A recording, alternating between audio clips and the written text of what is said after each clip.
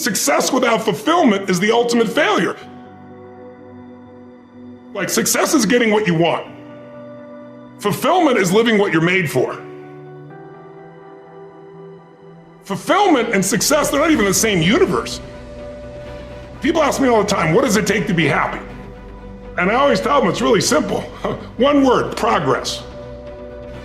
Progress equals happiness. If you keep growing, you're gonna feel alive. And if you keep growing, you're gonna have more to give. It doesn't matter how many statues, Oscars they give you, or Emmys, or how much money you have in the bank. We've all seen people have all those things, and I get the phone call because they're depressed, or somebody commits suicide in that area. It's really an inner game, and I think that's what's missing for us today. Everybody's focusing on the outside world, and hell, there's a lot of things in the outside world you'll never be able to control. You can influence, but you can't control it. This, your mind, your emotions, your body, you have 100% control over what you do with these things, and that's where the game is won. Win the inner game, then you win the outer game. But a lot of people spent their life trying to win the outer game, they won, and they're miserable. Someone can tell you your whole life you're a piece of crap, but you can say, screw you, read between the lines, and make your life work. Someone can tell you your whole life you're beautiful, you're intelligent, you're the smartest person in the world, and you don't believe it. Because self-esteem doesn't come from what people say about you. Self-esteem is earned within yourself.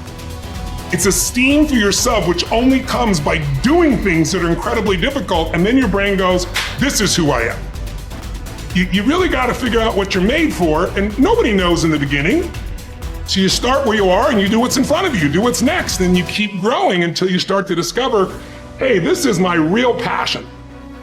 So identity is the number one thing I work to change with people, to expand it. Expand your own sense of who you really are and what you're capable of. And the mindset has to be destroy any limitation and move forward, move forward, move forward. I think passion is the genesis of genius. If you've got enough passion, you're gonna find answers nobody else does, but most people run out of fuel, meaning they get tired, they get exhausted, they get burnt out, they get the law of familiarity. They're around something so much they take it a little bit for granted. And I've managed to see something in myself that I found in every great leader that I've ever respected, and that is, I value intelligence immensely, but I know really smart people can't fight their way out of a paper bag pragmatically, right? What I see as the one common denominator of people that are successful over a lifetime is the sustained hunger. Hunger is the number one factor. You need to be good at pattern recognition, and that's what gets somebody strong at anything. I mean, you look at, why is Amazon doing so well? He realized one pattern was valued over anything else, convenience, right? If you look at Tom Brady, a friend of mine, he's got pattern recognition like nobody else at 43 years old. He's able to do things no one dreamed could be done. He's got more Super Bowl rings than any team. See, what do they see that none of us see? What's the pattern? Then you gotta learn pattern utilization. It's one thing to see it, it's another thing to use it. And then if you're good after a while, you get to pattern creation. It's like if you learn to play the piano, most people play other people's music, and then there's a point you've learned so much that you're able to create. It really comes down to anyone can learn anything if it's important enough to you. So it's like my drive is not just for me. That wouldn't be enough because it's easy to meet your own needs. It's not that difficult. But if you can find something that you care about more than yourself, your daughter, your son, your family, your business, your mission, your community, whatever it is, that's really the secret to energy and vitality and strength and really learning. One of the things I want to do with people during this challenge is take things that seem so complex and make them so simple so you do it. Get it really simple, things you can do right now to change your life. You can go to experience it that day, and then you get momentum. Day 1, day 2, day 3, day 4, and all of a sudden now what used to be hard to do is easy to do. And I think for anyone, you gotta understand, anyone can learn anything if you can just break it down to its simple core, and that's what I try to do most.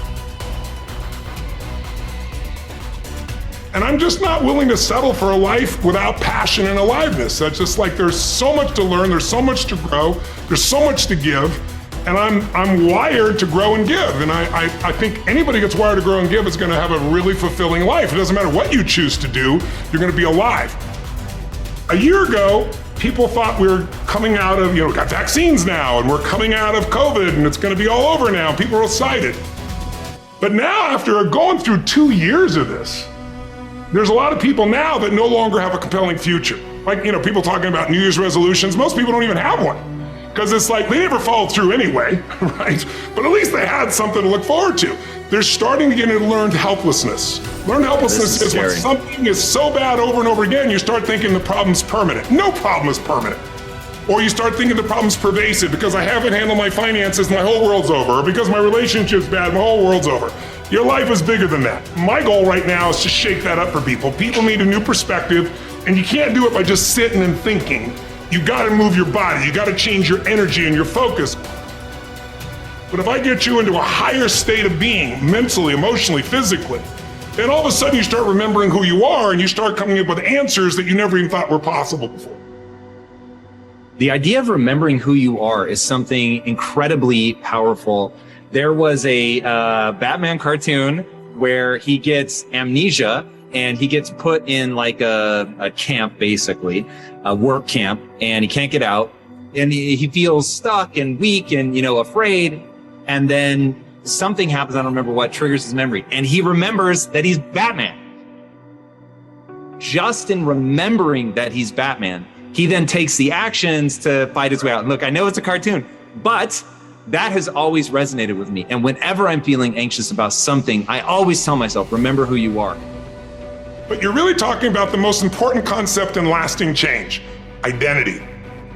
We all define ourselves in certain ways. So you start where you are and you do what's in front of you, do what's next, and you keep growing until you start to discover, hey, this is my real passion. And it can change. People go for 5, 6, 7 years and then they usually question their business, their career, their body, their relationships. And then one of two things happens. They change direction and feel renewed, or they go, no, I got a great deal here. What the hell's wrong with me? And they recommit and they get stronger. But that's life. And if you don't grow, I don't give a damn how much you got going for you, you're going to be miserable. I think as early on I realized that, one of the things you have to understand about life is everything changes and everything ends. And that kind of sounds heavy on the front end, but it's a truth. If everything changes and everything ends, number one, it should make you appreciate what you have right now. And then my view is what's next is always better. If I make it so, it's my job to make it so. And I think that's how we have to navigate. But most of us have been conditioned not to take a risk. People ask me all the time, what does it take to be happy? And I always tell them it's really simple. One word, progress.